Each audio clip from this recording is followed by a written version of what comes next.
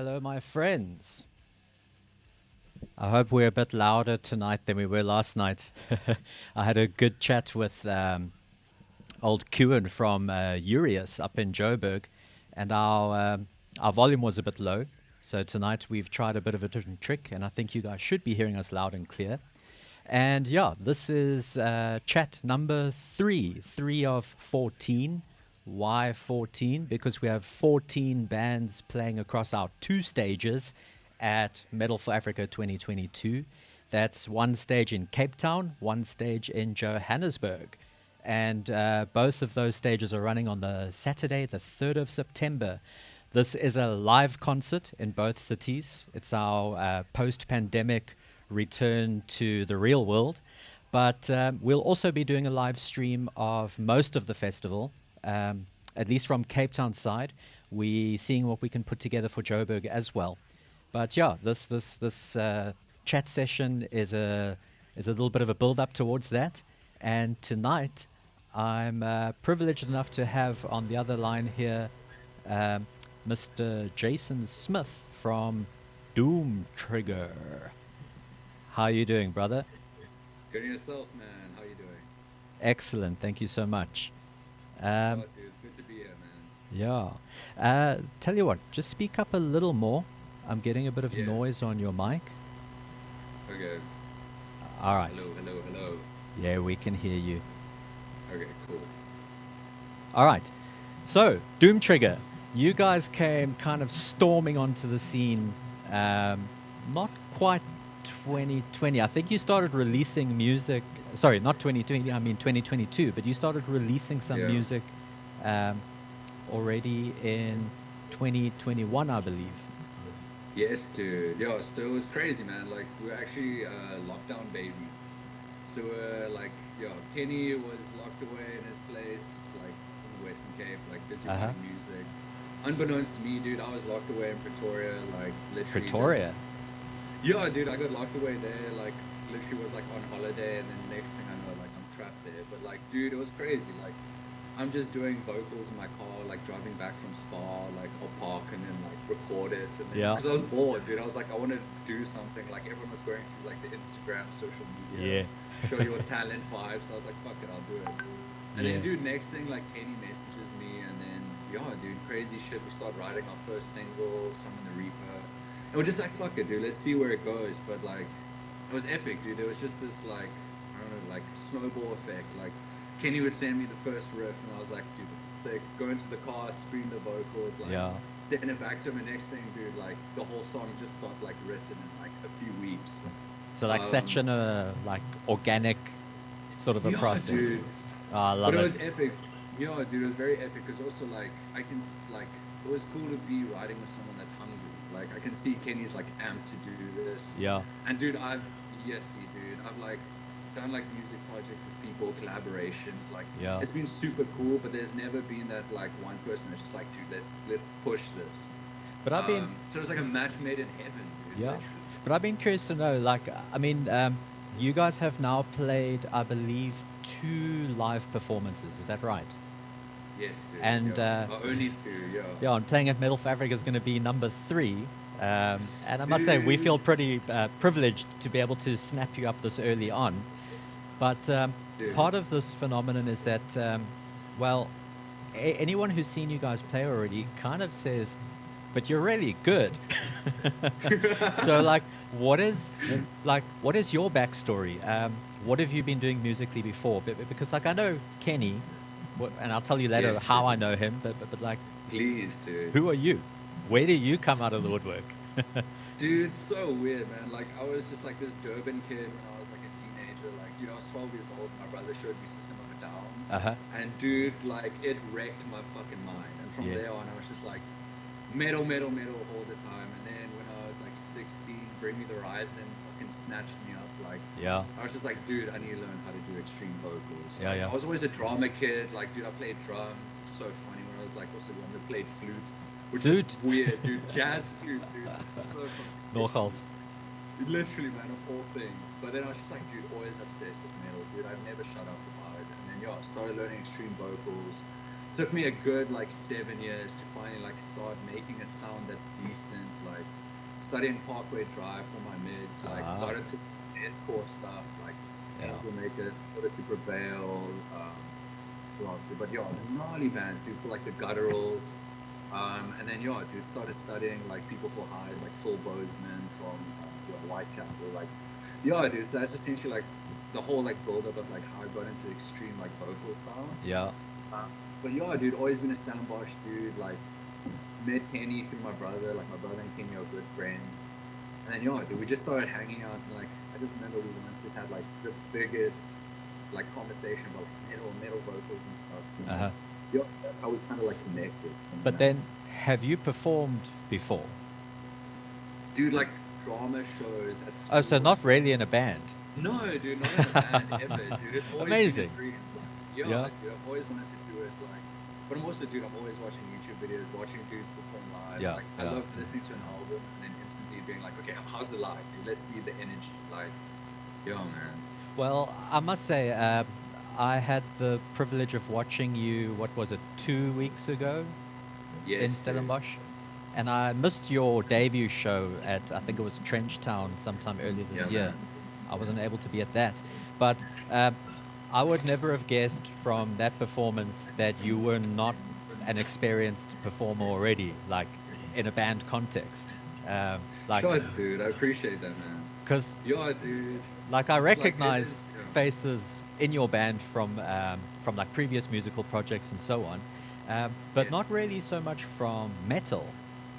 So, tell me about how everyone came full circle to be in this heavy band at this stage of your lives. Like, if you can speak kind of on behalf a bit of like Kenny and you know, and the other guys a bit. Yes, dude, for sure. It is like a weird thing because obviously like Kenny and Robbie were in a band together for a penny. So they have that background of like performing. I know they were like, they did make a good impact. They were around for many years. Like I remember being like 19 and watching these dudes like, what the fuck. But yeah, dude, they were always like in the rock band vibes. They always loved metal. I remember like For Penny also like developed from hard rock into metalcore, which is super cool. And then yeah, Robbie's our bassist, Kenny's the guitarist, and then yeah, Frank, our drummer, Etienne, dude. It's his first metal band. Yeah. It fucking blows my mind, dude. Yeah, like, but he's owning it, eh? Yeah, dude. Like I'm so fucking terrible with names, but he essentially was like in a really, really fucking popular Afrikaans like rock band. Yeah. Dude, and like that's fucking crazy. Like I remember Kenny was like, eventually when we developed and like wrote more music, like we need to get a band together, dude. We need to get these dudes together. And then yeah, the first person like Kenny came out to me about, he's like, dude, a drummer. There's a dude Frank. We lived together. We used to play shows, like not play shows, play music together, like metal vibes. Like we cover Slipknot. I was like, dude, motherfucker, that can play. So it's been kind of brewing in the background, like pretty much their whole musical careers, or what? Dude, it just blows my mind, literally, dude. And then yeah, we approached Frank. He came into the thing, and like I remember the first practice, just seeing him play, and I'm like, how's this dude's feet so fast? And he doesn't. Like his knowledge of metal is still like new entry level. Like he hasn't acquired all this knowledge yet, and he's already so fucking good, dude. But he's got the chops. Literally, bro, it breaks my fucking mind. And also like seeing him develop over like the past like month. It's like I think we've almost been a complete unit for like a year now. But like, dude, in the beginning I could see he was like study, see what everyone else is talking about, and now, dude, the input he's throwing, like he's obsessed with baby metal now, which is hilarious. I love it so much, dude. Like, dude, it's solidly Frank's heart. Like such a positive dude. He digs that like hype type of stuff. So it's rad, dude. But seeing like how his like knowledge is built and like his input, like it's super cool. Robbie is nuts, dude. That dude, honestly, in my opinion, like everyone's fucking talented in the band, but Robbie is like the most talented in my opinion. Man plays bass, he does clean vocals, and he does extreme vocals. Multitasking his dick off. Yeah. Dude. Yeah, so who does the like synthy bits? Is that Robbie as well then? So dude, that's actually our master genius. So terrible name. Richard, I remember his surname now. Oh, so it's a friend of the band who's involved in the writing, kind of? More with the mastering of the actual project. So we go to Dean Bailey for mixing, go to Richard for mastering. But Kenny also knows him, and he knows he's a fucking whiz when it comes to synths and synthesizers and playing piano and stuff. So like, dude, he put the synths on, like, just made, dude, fills the project. So no, like really lifts lifts the tunes just in the right places, and it's not like too overbearing. It's not too wishy-washy. It's just lekker. Dude. Exactly, dude. But it's also cool because obviously, like, we're a 4-piece band. We've got a bassist, a guitarist, a vocalist, and a drummer. So if Kenny wants to do guitar solos, we need a rhythm. So now we've got this synth to like fill in that space. It's like eerie as fuck. Also, like, you know, it's super cool, man. How everything has like come together. Yeah. No, well, that's lekker because I mean, it's like it has a very sort of developed sound, which I think is why people are sort of lauding Doomtrigger as like, wow, where did these guys come from? Like, seemingly out of nowhere, but that's not true. You come out of lockdown. Exactly. And like lockdown has birthed actually quite a lot of projects. I'm quite amazed at that.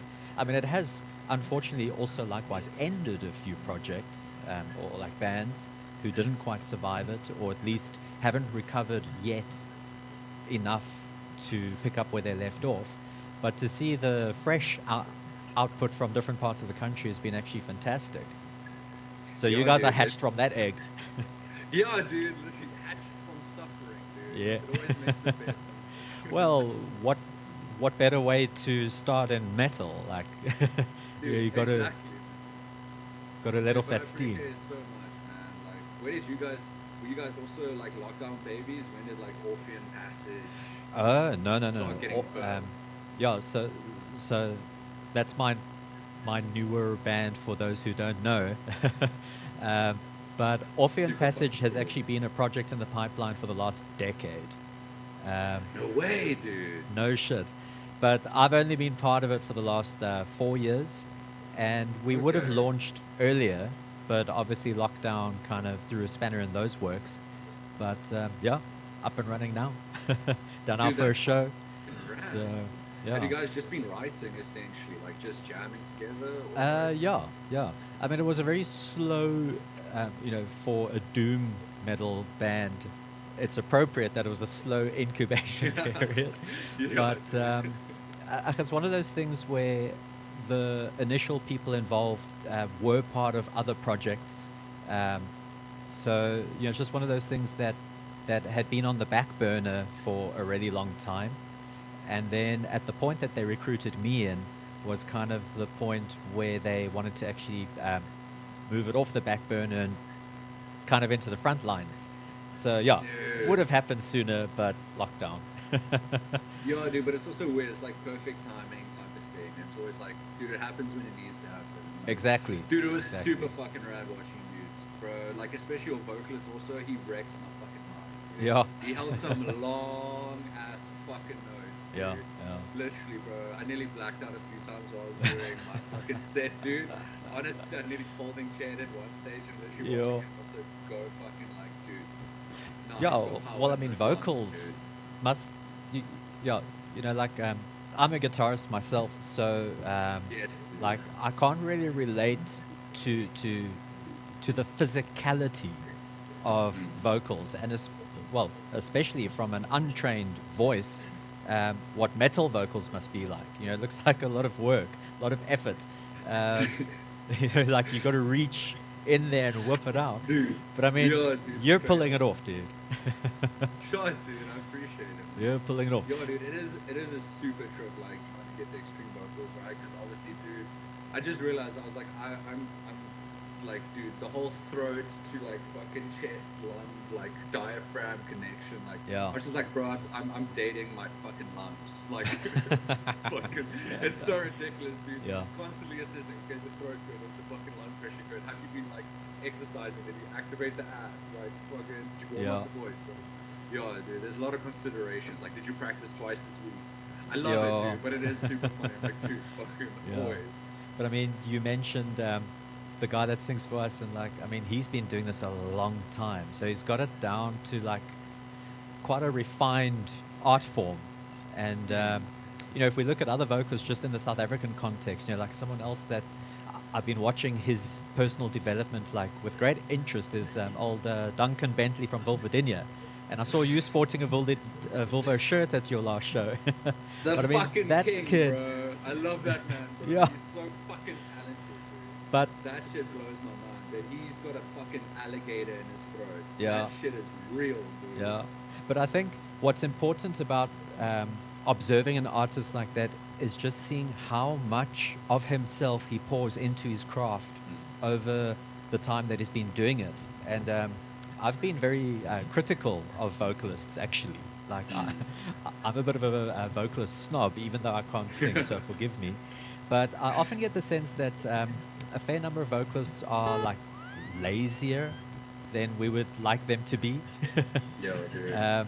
So yeah, I think when you see them really putting in the work, oh man, you just see the results, or you hear the results. And yeah, I mean, Doom Trigger, not only from the point of view of your growling vocals, but the layered texturing of the harmonics, or what the harmonies, because it's what it's Robbie and Kenny sing. Hey, Robbie and Kenny harmonizing, like making those beautiful fucking noises, dude. oh, it blows my yeah. mind. It works. Yeah, dude. No, it's so fucking effective, dude. And also like the fact that like there's 3 vocalists layering shit on top of each other. Yeah, it's lovely. Dynamically, dude, it's just so epic. Like I love two-piece vocalist bands type of thing. There'll be like six people in the band, but 2 vocalists. Like Yeah. Strangled is one of them that like also blew my mind. Like very gnarly beatdown, but hearing this, you can hear it's 2 different vocal tones. Like everyone has that, they're different ranges, like different highs, different lows. But I love hearing that duality, especially like Strangled does it well. Knock Loose also does it well. Like, I'm literally repping them right now. Like, dude, they also, because obviously it's Brian Garris, who's got the heavy highs, like the shrill vibes, and then I'm trying to remember, it's got a trippy name, but essentially the other guitarist is a bald dude. He does like lows, but fuck, dude, the impact it has. So literally, like, when Kenny also approached me to get Robbie in, because we were busy practicing some in the Reef, and I was like, I wrote too many fucking lyrics. Literally dying. How dare you? Literally, dude, I'm like, I fucked myself, dude. Yeah. For like 6 months practice nonstop, I was like, I'm blowing up my voice every single time I practice this song. He was like, dude, we need a bassist. Robbie can scream also. Like, dude, got Robbie in, and then it was just like match made in heaven. Robbie's got trivium, like tone of scream also, so it's super rad, dude. I've got like the weird new age like collection of like vocal vibes. Yeah. Especially with like the deathcore scene, and then like he's got the classic trivium fucking scream. Oh, lovely. And then obviously Kenny's just beautiful metalcore voice all the way, like amazing tone.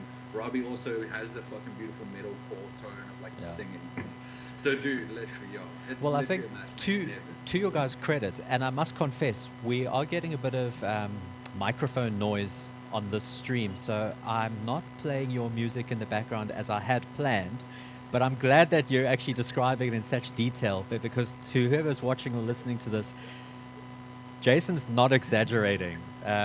Do yourselves a favor, hop on Spotify as soon as you're done listening to this chat and look up Doom Trigger, and you'll hear what it's talking about.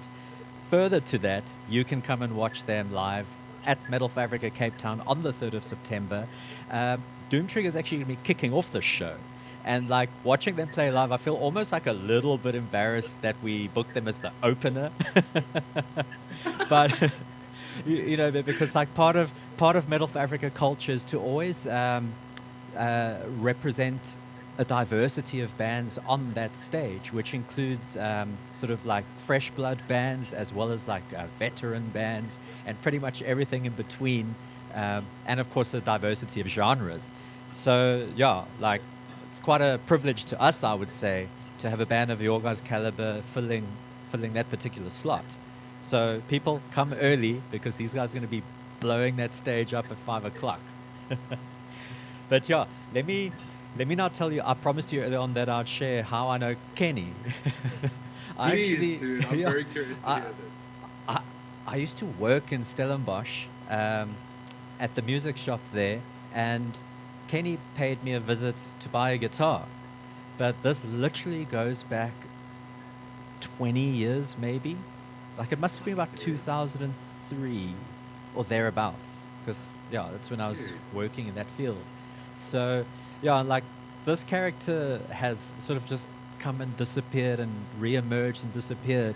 But yeah, it was quite exciting to me when he contacted me. You know, when the lockdown first started, and we actually took Metal for Africa as like a kind of an online festival. You guys were going to be one of our bands to do an online festival first. Literally, dude. Yeah, I remember that. It's fucking and crazy, dude. and if I'm not mistaken, that's kind of the foundation upon which your EP was built. Dude, solidly. We're like, dude, get in that work. We gotta get to Metal for Africa. Yeah. I remember, dude. Dude, it was crazy. That's honestly like you guys wanting to put us in. It was like, dude, my mind was blown. It was like we haven't played one show. You dudes want to book us. Like we just felt so honored, and we're like, dude, hustle. Like that's why Yeah, we're like yeah. accumulate members, write as fast as you can, type Yeah. of thing, dude. Well, I think for us, it's when we, you know, it's not uncommon that bands actually approach us and say, "Yeah, dude, we'd love to do a debut at your, you know, at your festival," and it's not something which we always indulge, but if we know the history of some of the people in a project and we understand their caliber, then we're very open-minded to it. So it's just things came together, like I guess as they should have. I think you said earlier on, like all things come at the right time or at the appointed time. Exactly, man. Yeah, exactly. Yeah. Dude. Like, So it's kind no, of but it fun was very cool. Yeah. to, how do we say, reunite with Kenny in a way that Dude. we're working together all those years after that guitar purchase. Dude, it's amazing. I'm curious. Like, dude, it's so long ago. I wonder if he's still playing on that guitar that he bought from you. Like, do you remember it? You probably sold so many guitars. There's no way. I think it was Ibanez S series, but I forget exactly which model. But it was like a sort of a reddish, like a metallic reddish. Okay. Yeah, I don't know. I might be thinking of someone else, but I was pretty sure Kenny actually walked out with that particular guitar. Dude, it's crazy because I was wondering if it's like the battle axe he's playing on now. Because that No. would just blow my mind. Dude. He's playing on what, a telly now, hey? I think so. Yo, Yeah, dude, the Black stunning. Telly, yo, man. Stunning. I actually had, at the concert 2 weeks ago, I had Sean of Ill System standing next to me, and he was checking out the telly because he also plays a telly. And like, it's not common in heavier music to see a telly on stage, or at least not in the South African context.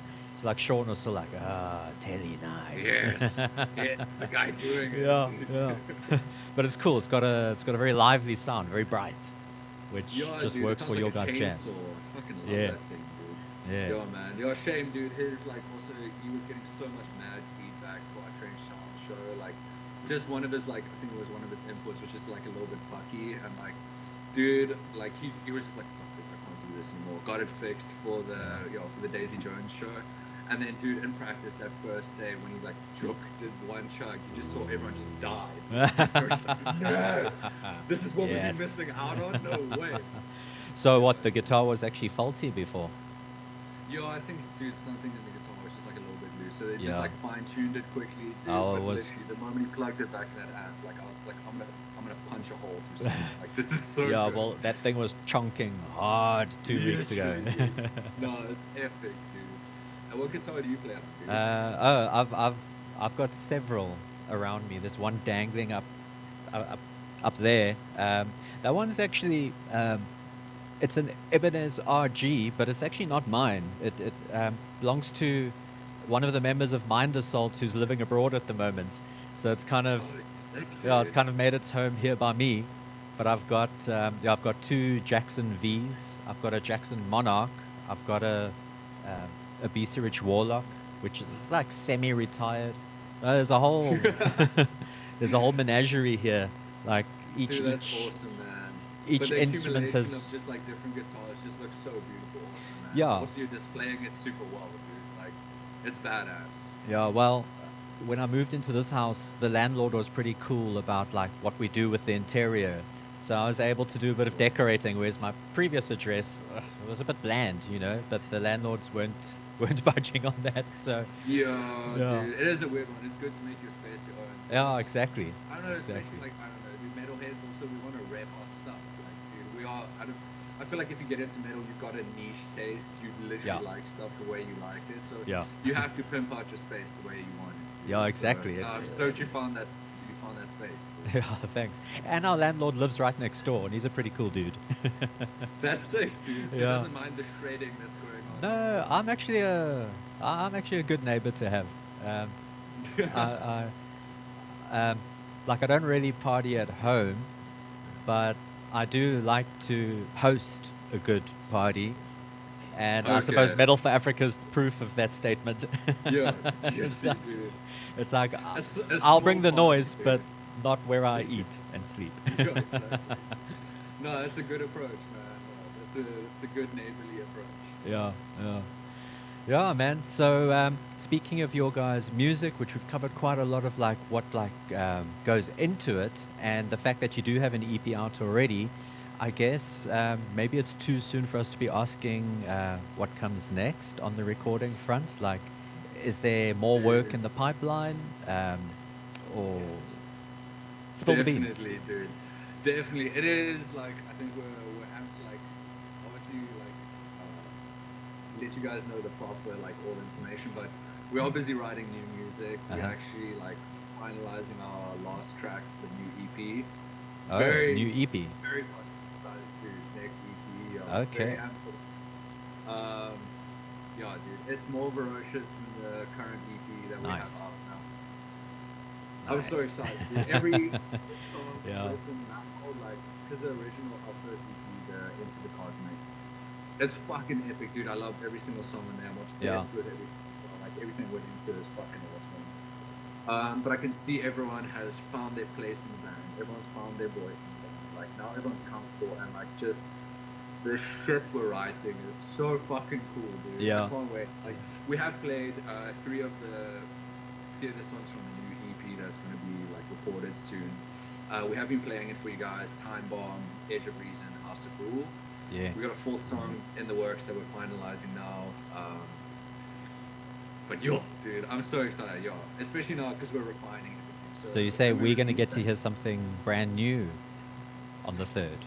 Is that a promise? I know, we're going to have All right. Well, I think for most people, I mean, your EP has 4 tracks on it, if I remember correctly, hey? Yes. All right. Yes. But your set is obviously longer than that. So for most people attending, you're going to hear a lot of new stuff anyways. New Yes, to you your are. ears. But Yes, yeah. you are. For those of you listening, make sure you listen to this before you come to the show. You're not going to want to miss this live. Cool, man. Well, Yo, look, dude. I just need a moment to do a shout out to our sponsors quickly. Don't go away. I'll be back with you in 1 sec. But I'm just going to take a minute for myself if you don't mind. All right, guys. Yeah, we just want to say a big thank you to our Cape Town sponsors here. We've been supported for a long time by the Paul Boston Music Group. And they help us out with a Laney backline for our Cape Town show, Mapex drum kit for our Cape Town show, and for our streaming, they're helping us out with this beautiful Rode microphone and some Roland gear, which I'm using now to do the stream. Much gratitude, my friends at Bothner's. We hope to make you proud. All right. Let's get back to our brother here. All right, Mr. Jason Smith. Is there anything you want to tell us as your final send-off in preparation for the 3rd of September? Dude, all I can say is like our whole band's super honored. We're super like humbled and like fucking amped. We can't believe we're opening at Daisy. Oh, where? What am I saying? At fucking Tiki Dry for METAL4AFRICA, dude. We're fucking buzzing, dude. We're so amped because we're gonna be there from like 2 until fucking like the next day. I love it. Yo, dude, we're just, yo, dude, I'm amped. Do I'm that. Yo, You know, like, show the fuck up. Yo, one of the show funny fuck things up. about... I'm also, like, No, sorry, you first. oh, sorry, yo, dude, I'm just like, I'm super amped. I know I'm gonna be marching in that pit with Yeah. fucking everyone for the rest of the evening, dude. I was going to say the funny thing about the Metal for Africa shows is like the doors only open at 4, but we always have people kind of arriving like super early and just hanging around and checking things Yeah, out. dude. So obviously like the buzz for metal and the buzz for that community is strong. So yeah, it's always a privilege for us to actually have people coming earlier, even though we have to boot them all out at like 3:30 and round them back in at 4. Yeah, It happens that exactly. way. But yeah, like I think having a comeback show now after 2 years, I believe there's going to be an appetite for this. Literally, man. That's also something I've been seeing. Like, I'm also watching like live shows, like internationally of bands playing. I can just see the crowds just getting massive, dude. Like, we've been starved of Yeah. good fucking live music with an intimate amount of people. Like, no, dude, it's gonna be unreal. I know Yeah. for a fact. I know we're gonna freak out. Like, I'm gonna shit myself. Also, when I see that stage, it looks so big. Also, I know I'm gonna be running. I'm gonna throw. Yeah. Up. I know I'm gonna throw up during the set. But it's earned. Yeah. No, excellent, man. Jason, thank you so much for your time tonight. I really appreciate it. I'm really looking forward to your guys' appearance at our festival. Great privilege and honor for us. Dude. And it's going to be explosive, my brother. Sure, man. Dude, I appreciate your time. Thanks for having me on, man. What a pleasure. All awesome. right. Shot, dude. Cheers for now, my friend. Cheers, dude. All right, guys, that was Jason Smith from DOOMTRIGGER. Yeah, sorry about the noise on his microphone there. We missed out on their music in the background, so I'm actually going to give this to you now during my little outro. Hey.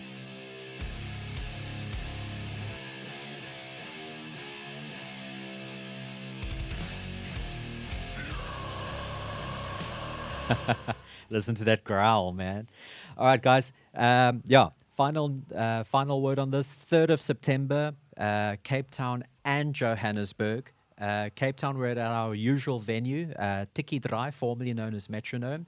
That's at 12 Vibin Avenue in Brackenfell Industrial. And then in Joburg, the hottest new venue that to like come out of lockdown, I guess, or I think they were open just before, is Sonage. They're really hitting hard shows there at the moment. So, yeah, we amped on doing our Johannesburg debut up there.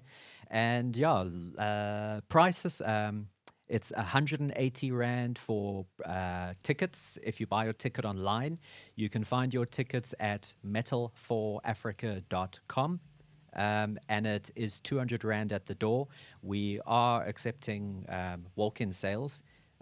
There's plenty capacity at both venues, so yeah, we're not fearing a risk of having to turn anybody away. What a blessing, because like when we started playing these shows, we were still actually under some level of restriction. So yeah, what a blessing that all that has fallen away and we can actually hit it hard like we used to do. My friends, I look forward to seeing you all. Keep it loud.